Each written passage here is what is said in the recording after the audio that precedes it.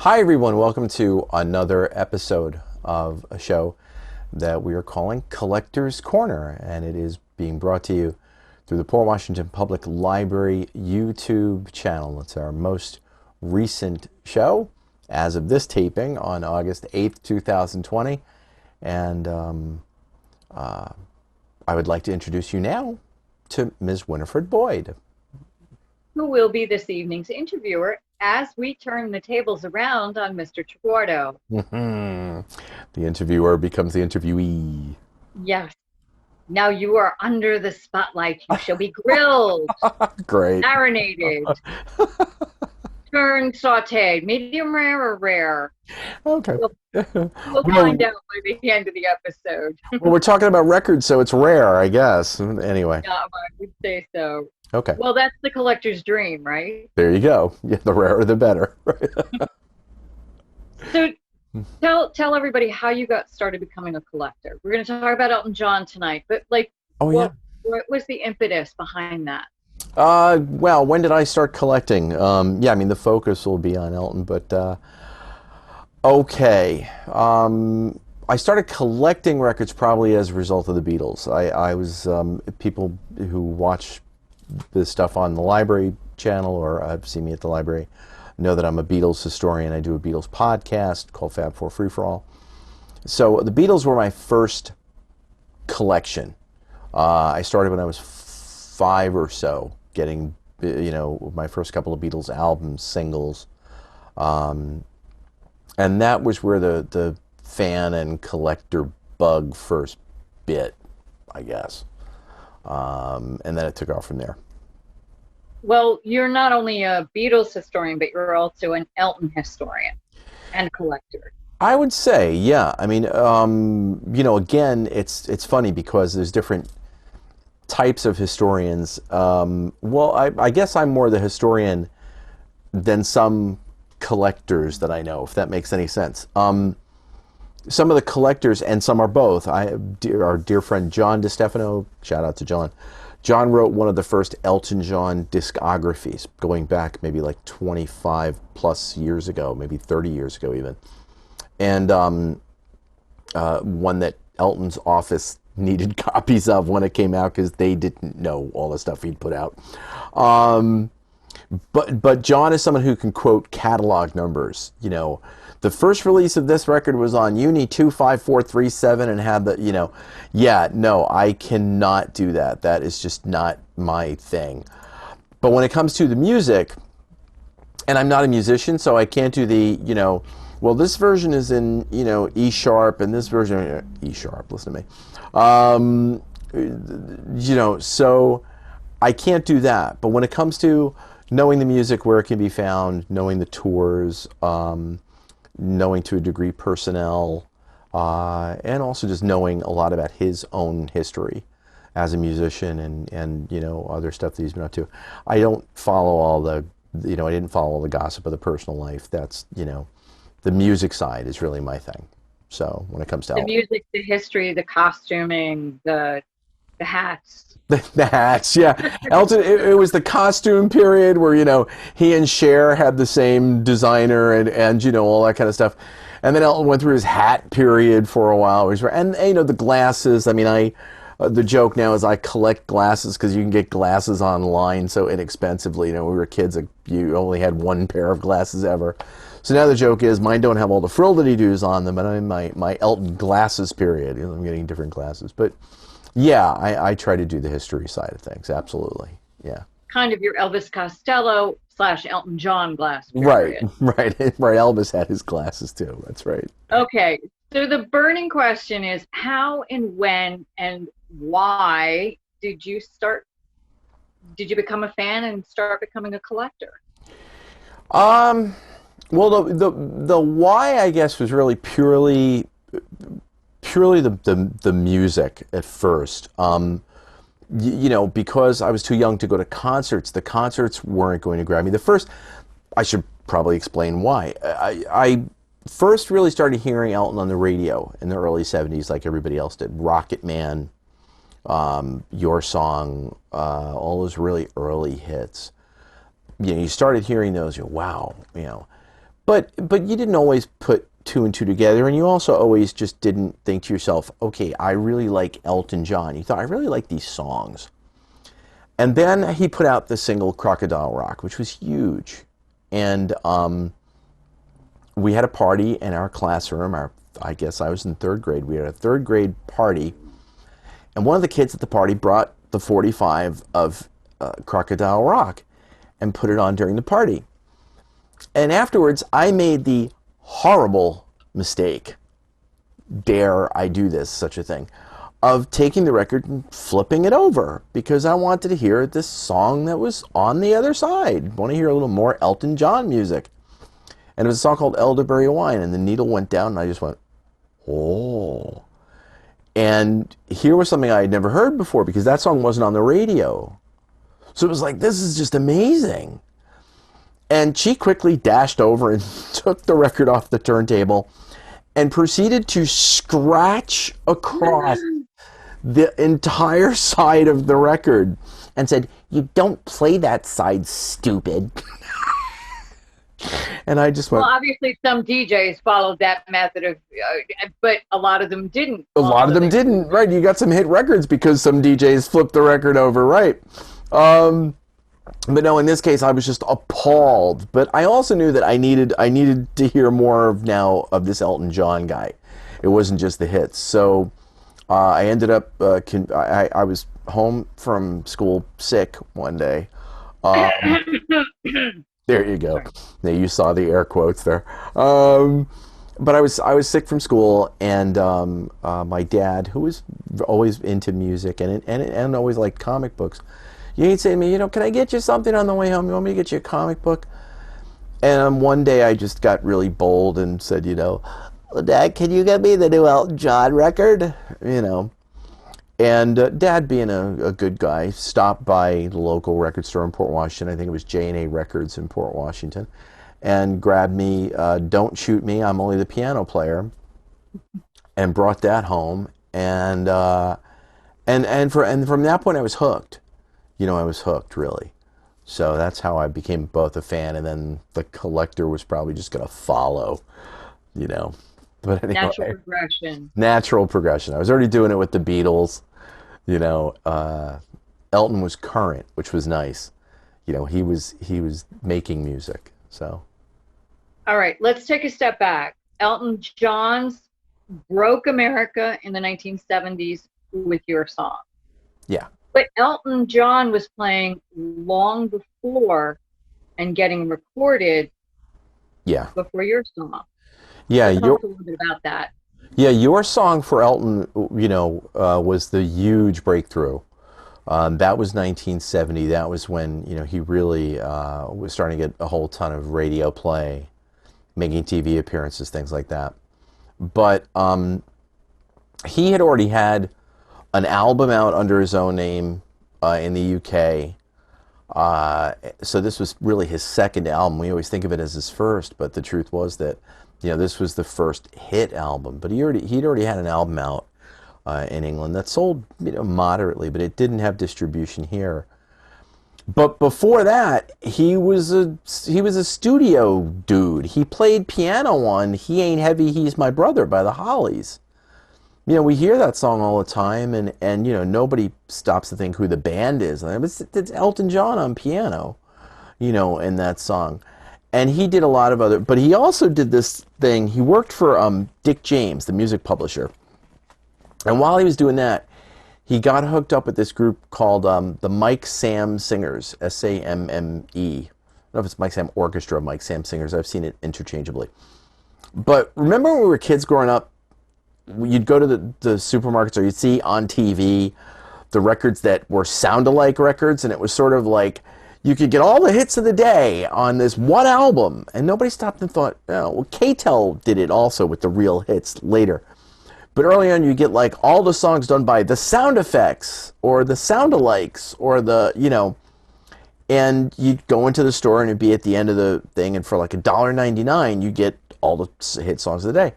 So in England, these were called supermarket records, and you'd go in the supermarket, and you could get, all the hits of 1970 on an album called hits 70, you know.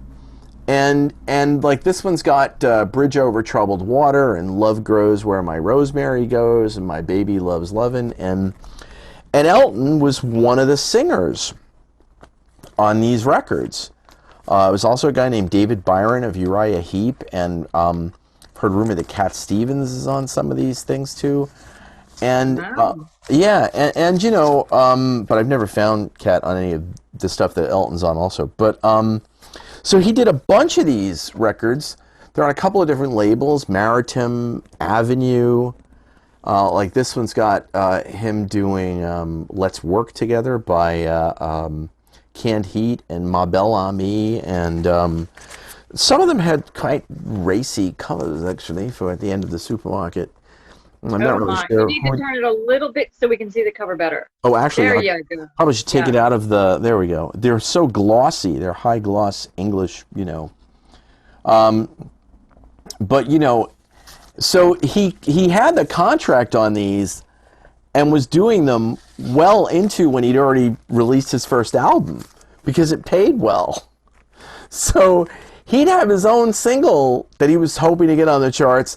While meanwhile, he's singing Creedence Clearwater's Up Around the Bend and, you know, Bridge Over Troubled Water and all this on all these supermarket records. So it was kind of cool.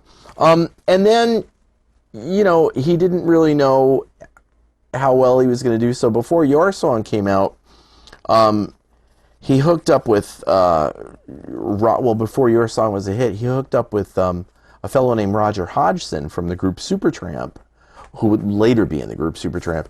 And they formed a group. Oh, this is fun. They formed a band called Argosy and put out a single. This one is actually called Mr. Boyd, which is very funny. No relation. No relation, but they put out one weirdo. single, you know, and this is a super rarity because the problem is Supertramp fans and Elton fans are trying to get a copy of it. So yeah, so he was at it for quite a while before Your Song hit. So, yeah. What are the Fontana singles? The Fontana records, those are, wow, yeah, that's right. Before Elton really was even doing anything as Elton John, he was with a group called Bluesology. He was the piano player and an unwitting frontman. The frontman of the group was another fellow. But when they went in the recording studio, they got a deal with Fontana Records. They recorded 2 singles on Fontana. You know, you can get all the songs now. But, you know, Mr. Frantic was one of the A-sides, and Come Back Baby. Elton wrote Come Back Baby, and I think he wrote Mr. Frantic also. But those Fontana singles, the originals, are really difficult to come by, very expensive. But yeah, but that's the earliest Elton stuff you can collect. That's the first time he appears on record. So, you know, they've redone one of them, like they did like a reissue of one about 10 years ago. And that you can find, but not the originals. Okay. Elton was one of the biggest selling artists of the 70s. Sure. The time when everything that was released in vinyl. And so as a collector, what is your favorite music from that time period? My favorite piece from that time period, and unfortunately I just don't have it at hand. I'll maybe throw some photos up. But my favorite piece of Elton's musically was 1975, Captain Fantastic and the Brown Dirt Cowboy. That was sort of like their autobiographical album. That comes in 75. He was already top of the world. But I was following him really, really closely till that point. But, you know, as he was coming up, musically, like there's musically my favorite stuff, then there's the most collectible stuff. But like Goodbye Yellow Brick Road was huge. This was a double album that sold, you know, extremely well and had, you know, hits. Candle in the Wind wasn't a hit as much, but Goodbye Yellow Brick Road was the huge hit. Benny and the Jets was a huge hit. Saturday Night's Alright for Fighting was a huge hit. And this got FM radio play for him too, songs like Funeral for a Friend and stuff like that. But this was one of those records, you know, in the 70s where, you know, hey, Goodbye Yellow Brick Road and yellow vinyl, So that was major. But so when it came to the collecting side, there's fun stuff that you could collect that went along with the fact that it was really great music, and then some of it, as an Elton collector, you kind of it was pre-internet, obviously. So the question was always like, how did you find out what, how would we find out what to get? Because, nowadays a kid wants to collect something. They go on the internet, they bring up the artist discography, they go on to Discogs, they order everything they want. It's all easy. We used to have Easy to, peasy. what was that? I said easy peasy. Easy peasy, yeah. We used to have to go to the back of Rolling Stone magazine or Goldmine magazine, write to somebody with a self-addressed stamped envelope and send them 50 cents or something like that. Yeah, yeah, right. Like kids are gonna know what a self-addressed stamped envelope is now. It's like, couldn't you just send them an email? And we would get back, a thing of somebody put together a list of all of Elton John's stuff, or you'd get the naughty guy in North Carolina who was selling cassettes of rare Elton John, and you would tell you in the paperwork where they came from, and you found weird stuff. And I hope I'm not jumping ahead, but you found weird stuff like this, which was, Elton did a song on a soundtrack to a movie called The Games, called From Denver to L.A. It's never shown up anywhere, not on CD, not to be found. Elton has just tossed it out of his mind, and it's credited as Elton John's. They couldn't even get his name right. And then as the 70s were, one of my favorite things that grew on me was that in between Elton's regular studio albums, he did soundtrack to a film called Friends. And it just has some absolutely beautiful songs on it, and some orchestration that Elton didn't write, but they're based around Elton's themes. But they put out an open-end interview record that goes with Friends. This is probably one of the cornerstones of the collection financially, because this was, thank you, Ken. It's an open-end interview, so the record plays Elton's answers, and then you get a script telling you what questions you're supposed to ask Elton in the interview. That's fun. Yeah, I've often wanted to make up fake questions that Elton could answer and have it be completely, off color. But anyway. So you're reading the questions, and then he responds in kind on the record. Right. No. Yeah, they Now, did. Go ahead. We can say. No. Finish what you were saying. No, I was just gonna say they did that with the Beatles years earlier. You can't touch those records; they're worth a fortune. But again, that's something that is gone. No one does open-end interviews anymore. Yeah. So was he one of the first ones to put out picture discs? Yes. Sure. Yeah. Yeah, he was. Yeah. Picture. A picture's worth 1,000 words. Well, he looks like he's standing on a cricket pitch here. But no, yeah, he was part of the colored vinyl trend, and then this album actually came out after his split with Bernie Taupin.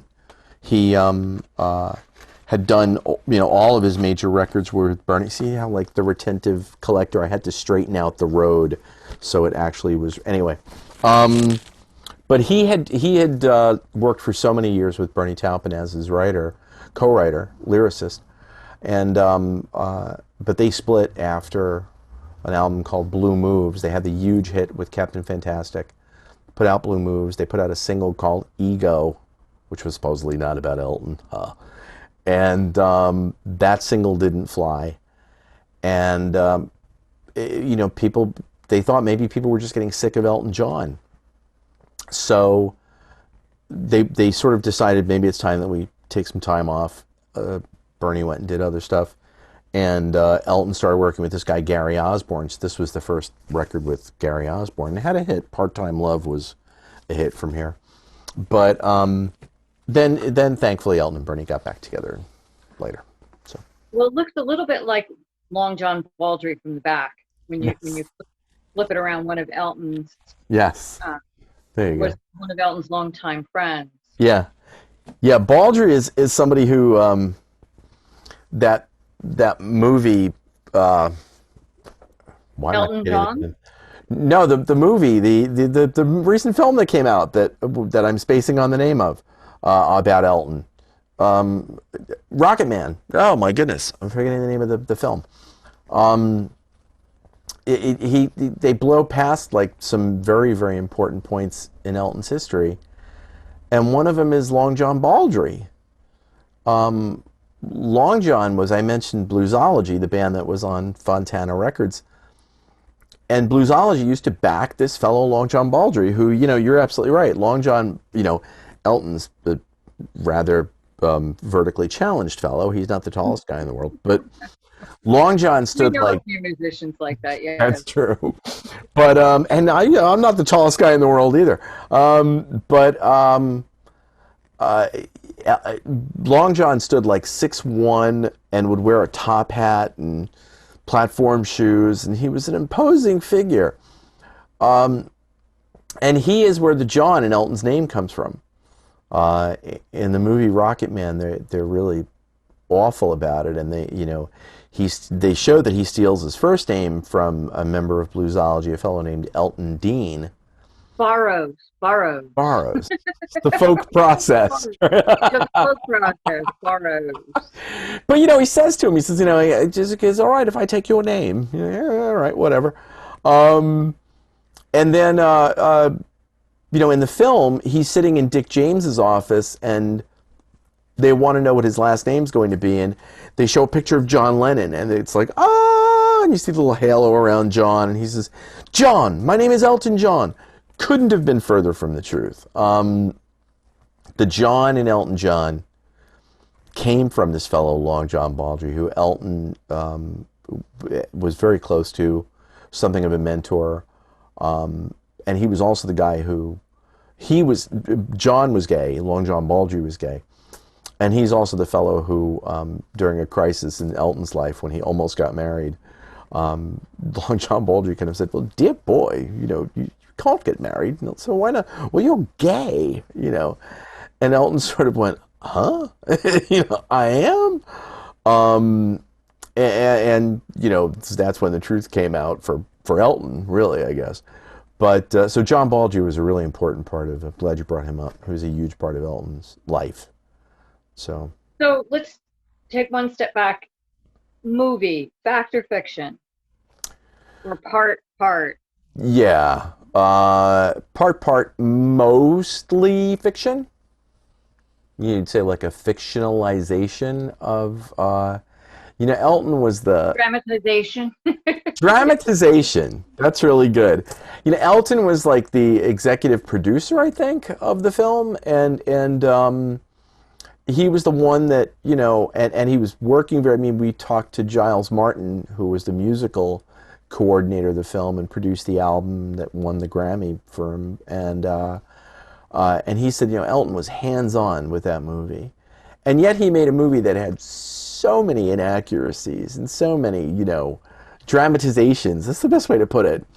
I really don't think that he and his mom and his stepdad broke into the song I Want Love, when he was 9, or 6, or whatever he was in the movie.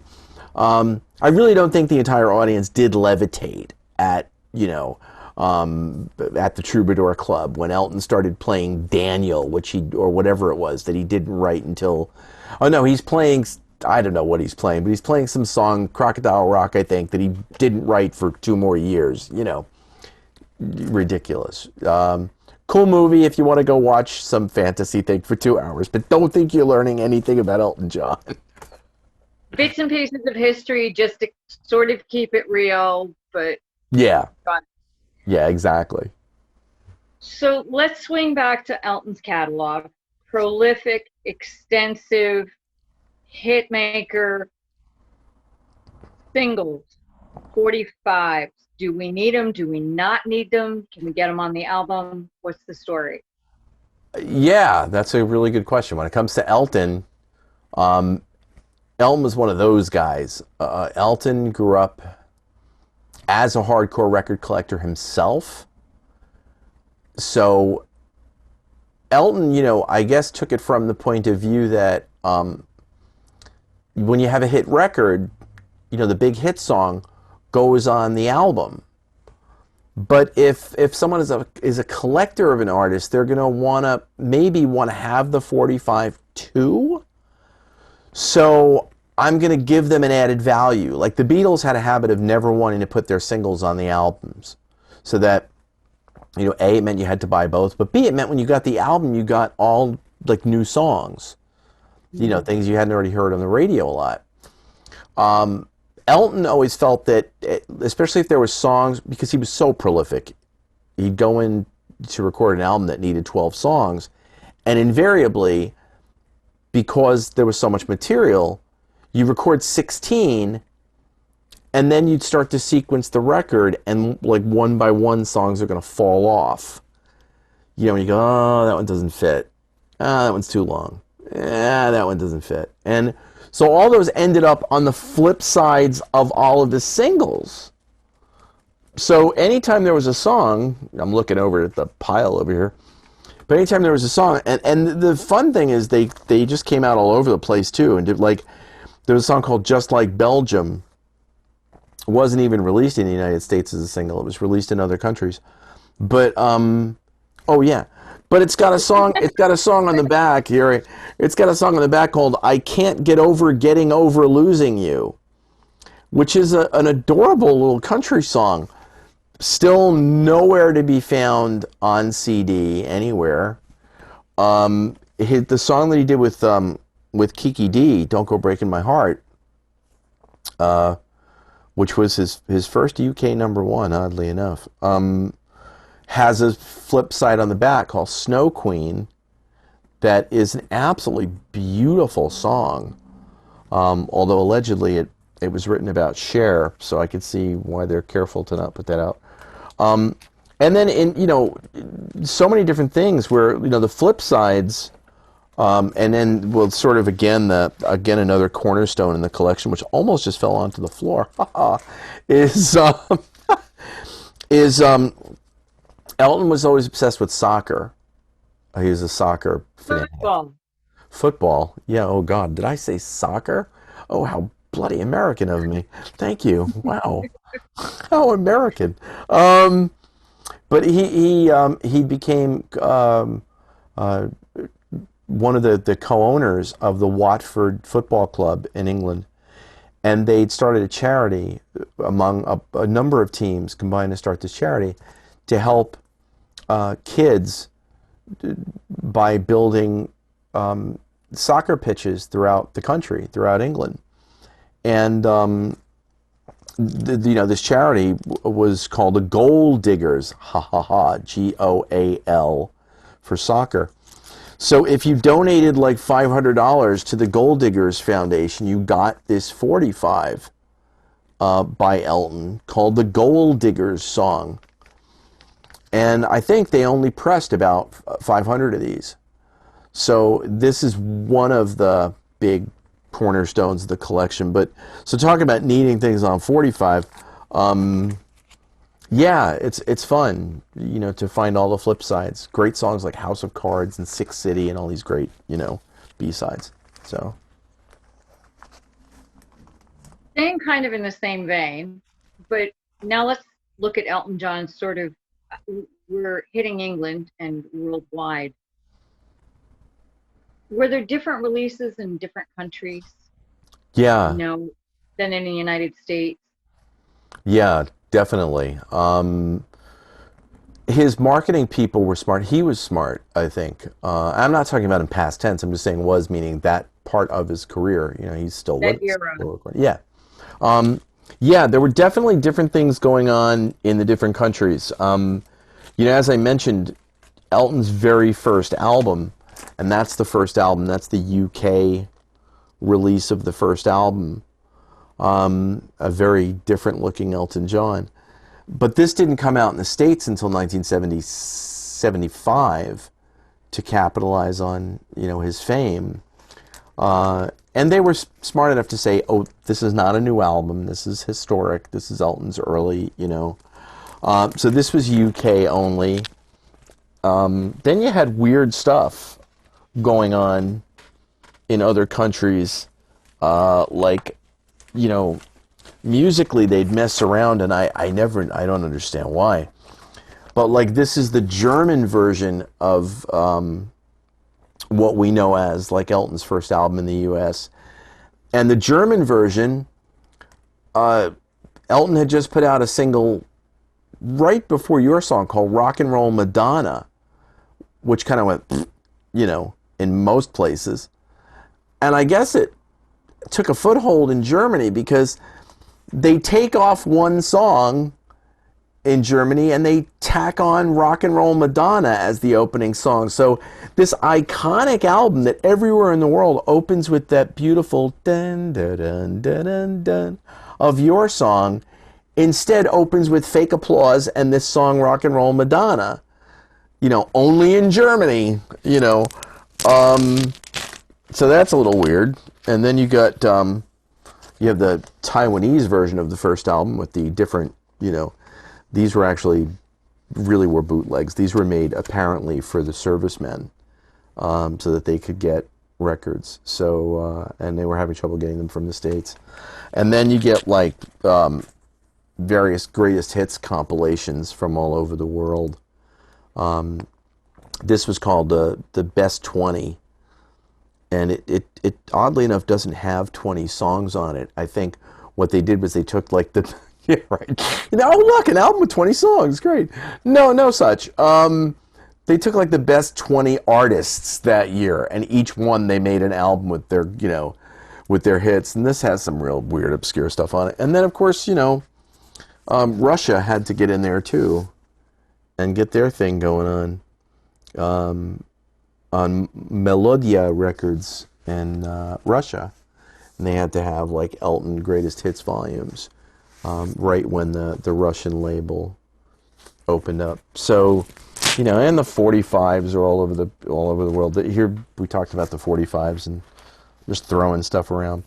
This is the single of a song called Dear God from 1980. 3 songs on the flip side: Tactics, Steal Away Child, Love So Cold, that never showed up anywhere in the States. Now, where was that released? This was UK, and I believe there probably was, you know, there may have been like an Australian equivalent, or sometimes they do, you know. This was a double 45. They stuffed 2 45s in one package, you know, which was unusual, you know. Trying to see if there's any other. Yeah, four from Four Eyes. What a terrible, you know. This was an EP in the UK only, with 4 Elton songs on it that only came out over there. And great. Now explain what an EP is for those that might not know. Oh yeah, well, good point. Because the kids, and again. The EPs, take a moment to explain the different length times from the singles to the albums. Yeah, right. Well, the singles are usually, you know, until you got to, I'd say probably the mid to late 70s, your singles were usually 7 inches. The difference that you had was the American 45s had the wide hole. And for the most part, a lot of your British singles or singles from other places in the world had your small hole. But these are the 7-inch. And the singles were longer. Usually the single releases were, if they were going to be on the album, were usually longer playing. A single release would usually be a little bit different than what would be on the album. Different, yeah. It was the other way around. I know where you're going. Yeah, yes. The single was often an edit. If the song was really long, you know, if you had a song that ran like 5.5 minutes on the album, and somebody would go, but that's a great song. Like that really should be on the radio. You know, that they didn't want to take a chance that a DJ is going to go 5.5 minutes, or a programmer is going to go 5.5 minutes. So they'd cut it down to, you know, the Billy Joel joke. 205. cut it down to 305. Yeah, if you're gonna have the hit, 305. you got to make it fit. You cut it down to 305. Yeah. So so that was always the gag, is that you'd cut it down. But a couple of Elton singles were trimmed for radio in different parts of the world. But then you had the 12-inch single, which was the opposite. The 12-inch single was the dance version, which started to happen later. And you would take a song that was, 4 minutes on the album and add a whole bunch of loops and disco sounds and different tracks and synthesizers, and that song would become 7 minutes on the 12-inch single. Elton had a couple of those in the late 80s, but we try not to talk about them. No, but, And the EPs. I interrupted you before. So no, it's okay. Yeah, EP just means extended play. Those came in the 7-inch variety. That was you're getting 2 songs. And the EPs from country to country varied between spinning at 45 RPM or spinning at 33 RPM. But you usually got 2 songs per side on an EP. And then you also had the 12-inch EPs, which later started getting called maxi singles. I mean, they came up with all kinds of terms for all this junk. More money, more money. More money, more money, more money. Marketing nightmare. Oh, talk about other countries. This was a single that only came out in France. This was Elton and France Gall, who is a French vocalist. And they did a single together called Le Aveu and Donner pour donner, and only came out over there. So now, do you have a favorite country from which that you get Elton's work, or are there target points? Is it mostly the U.S.? Obviously, you have a varied collection from all over, at least Europe and other parts that are associated with Great Britain. Well, I focused because I was collecting Elton growing up. Obviously, it was most convenient to get the American releases here.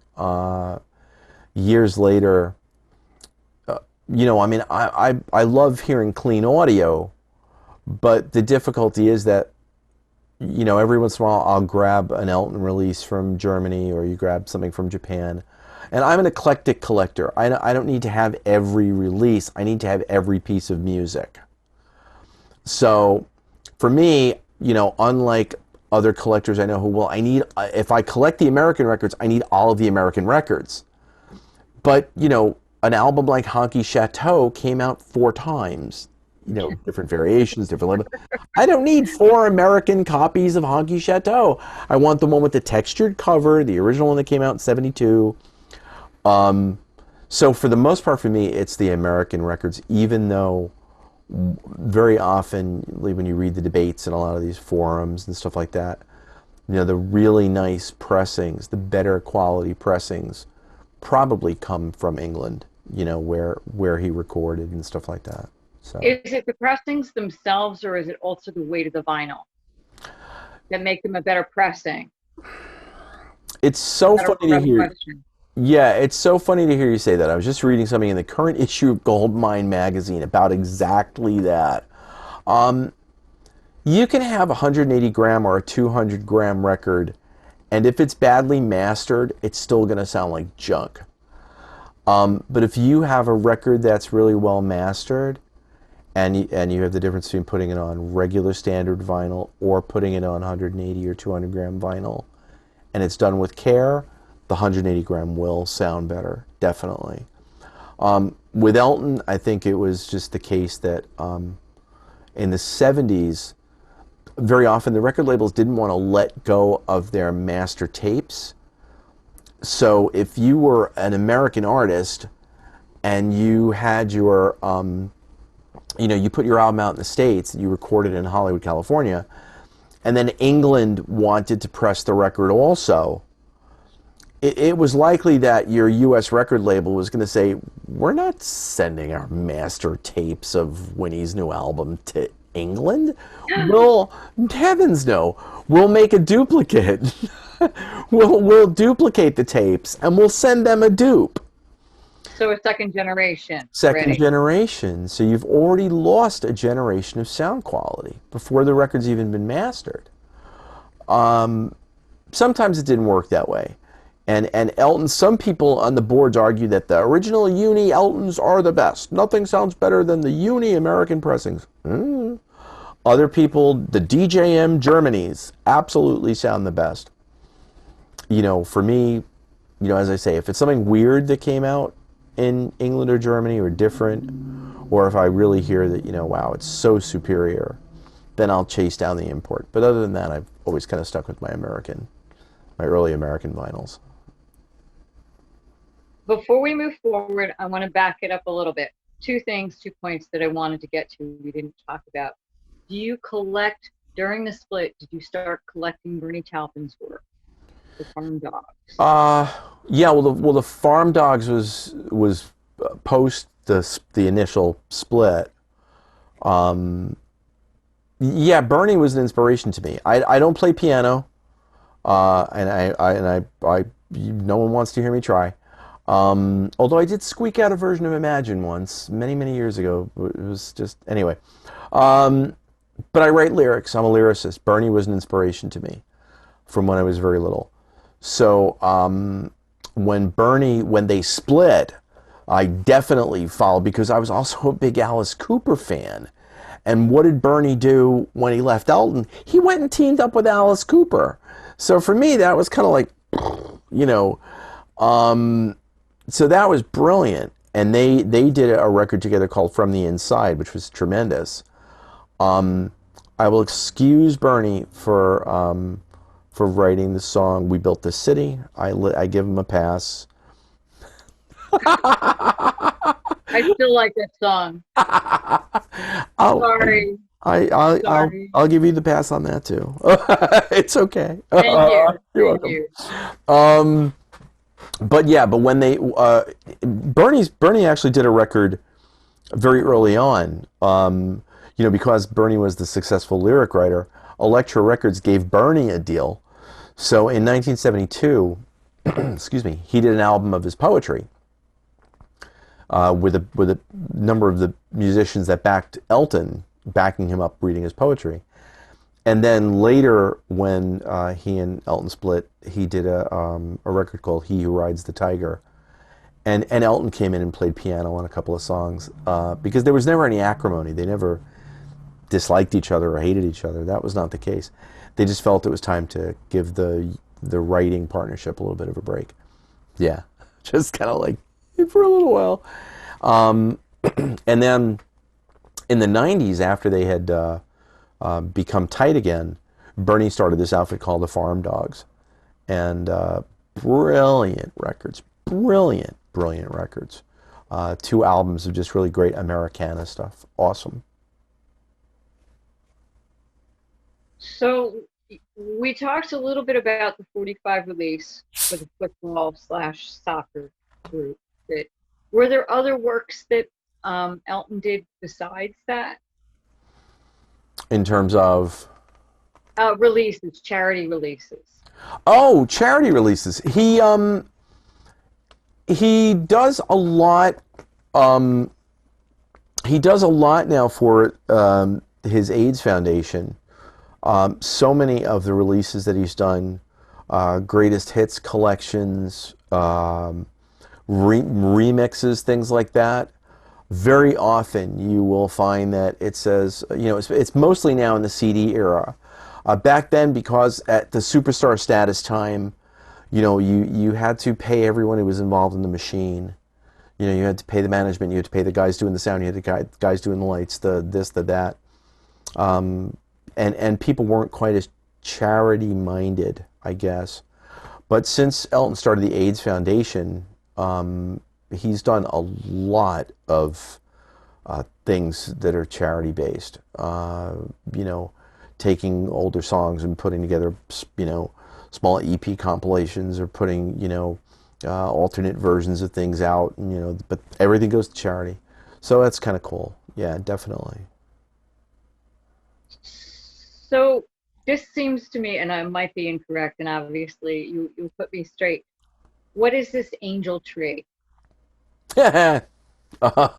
Angel Tree. Angel Tree is, for Elton John collectors, the Holy Grail. Yeah, what is Angel Tree? Angel Tree is a track that was written very, very, very early on. Elton's first single was called "I've Been Loving You." Came out on the Philips label. He recorded a bunch of songs for Philips.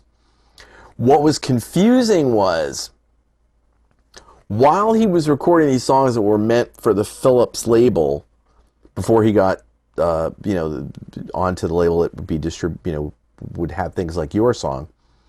But while he was on Philips, he was also recording these demos over at Dick James Music.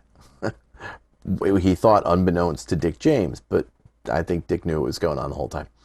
So Ellen was recording these songs that kind of have been compiled on bootlegs over the years a bunch of times.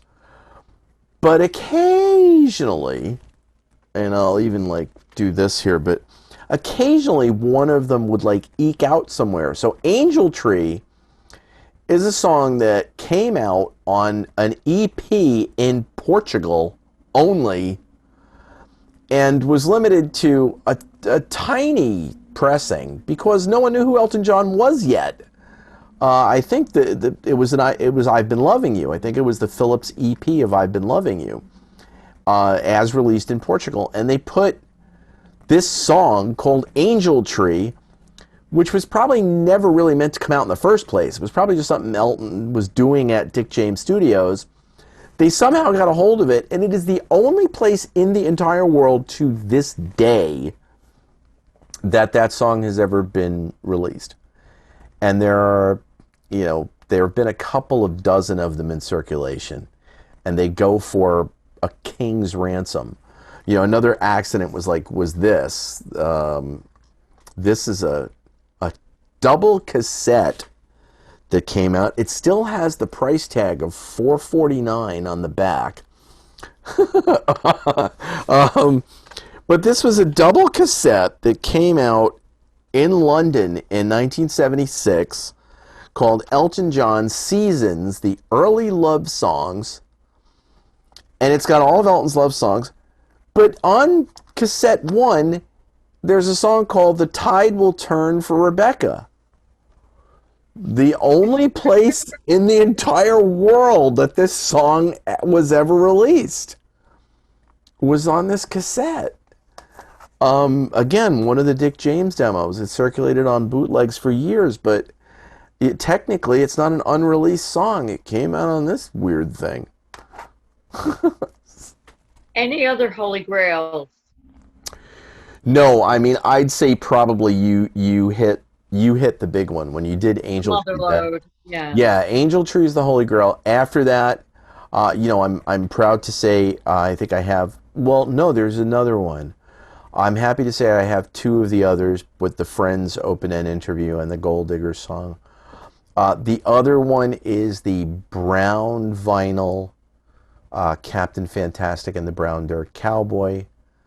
Limited to, I think, either 250 or 500 of those. And those were hand-signed by Elton and Bernie, every copy. Wow. Yeah, so that's a brown vinyl, gorgeous brown vinyl, and the hand-signed. And that's probably, among fans who know they're never going to get their hands on an Angel Tree, that's probably a Holy Grail, I'd say.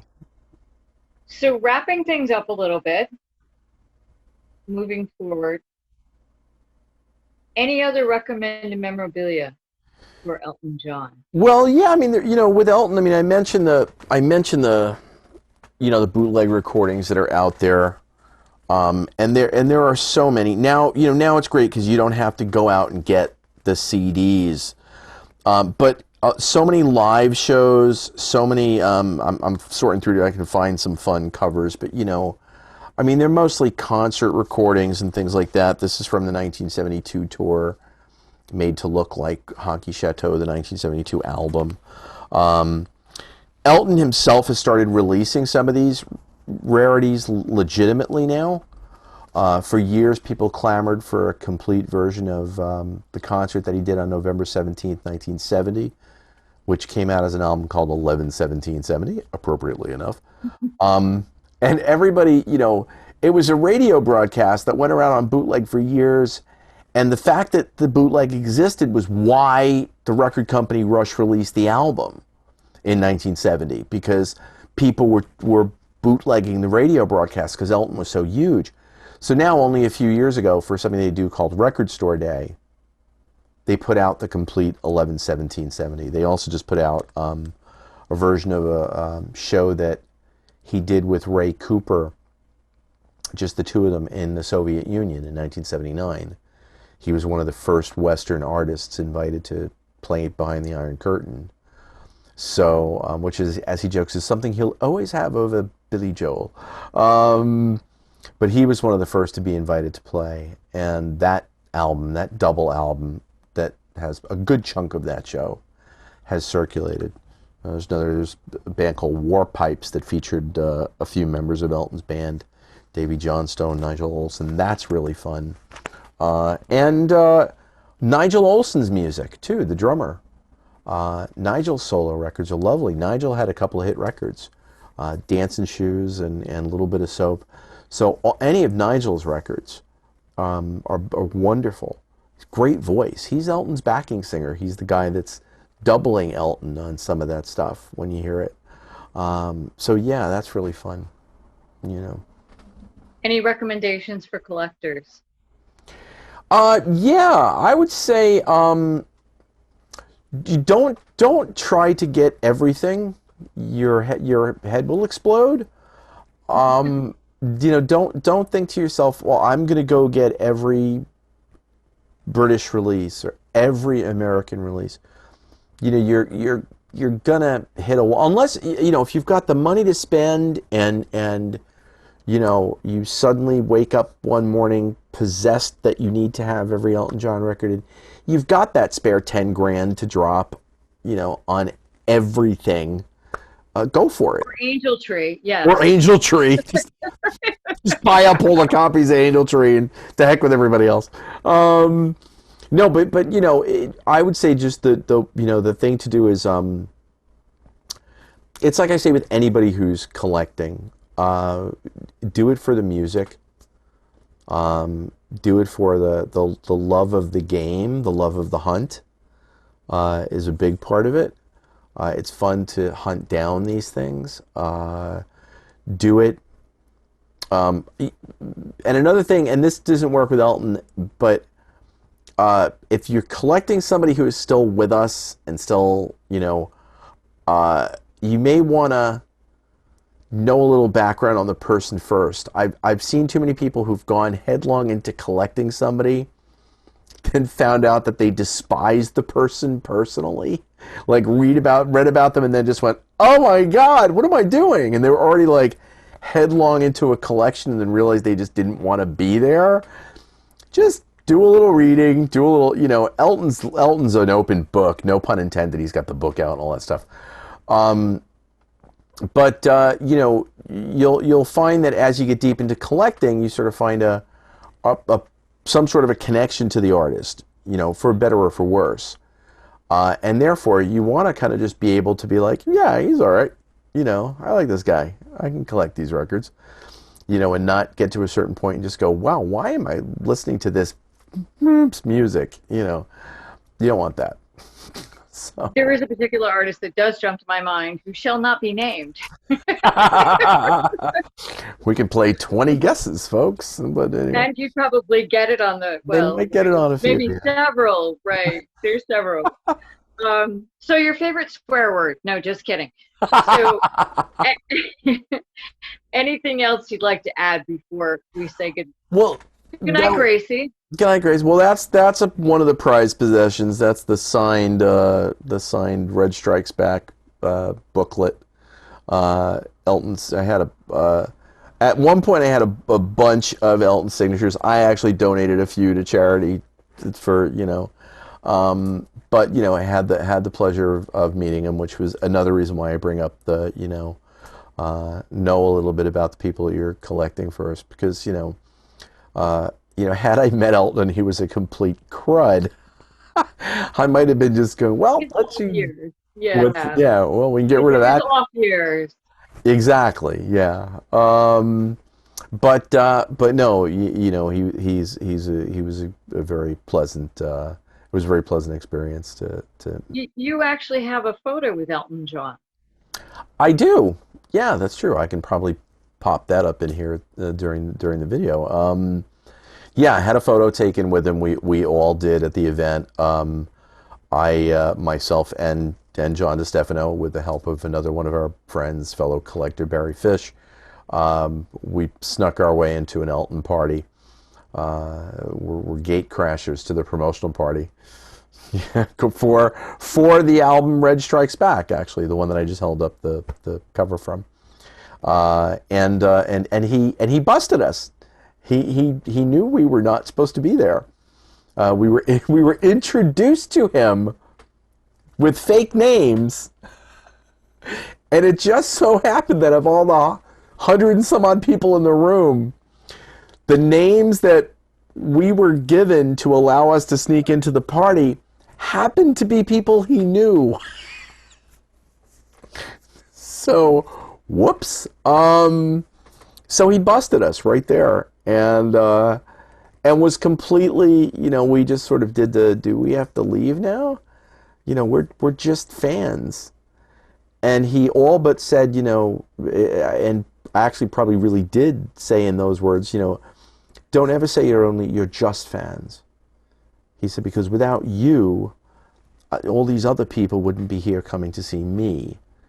You're the reason why I'm who I am. So don't ever say you're just fans. We don't have to leave now. He said, go enjoy the shrimp, and just sort of and kept coming around to us as though we belonged there. Throughout the rest of the evening, he was making his way around the crowd and chatting and was fine with us being there and hanging out, and Bernie was there too, so that was a little wild. But anyway, so yeah. So, Tony, would you mind showing? I didn't get a good look at it. Could you show the other signed piece that you had before? Yeah, let's see. There we go. Yeah, that's the flip side of the front cover from Red Strikes Back, which was the. Oh, what fun! It's kind of hard to tell from my angle. Is that all of his clothes? Oh, he signed both sides. How funny is that? I never noticed that. He signed both sides, probably thinking that you couldn't see the front. Unless that's Bernie. Son of a gun, that's Bernie. I never noticed that. Of all the years, I totally forgot that Bernie signed the front. Look at that. Surprise! Yeah, because yeah, I'm looking at this and I'm going, wow, there's another signature there. So Bernie's on the front, Elton's on the back, and Tony didn't even realize it. So go, Tony. Anyway, it was so long ago, and anyway. Any other memorabilia? Well, yeah, Elton was the one that got me started with the idea that when I went to concerts, I would try to buy the programs. Elton live in the USA, the American tour in 1979, when he and Ray got back from Russia, was one of the first shows that I ever went to.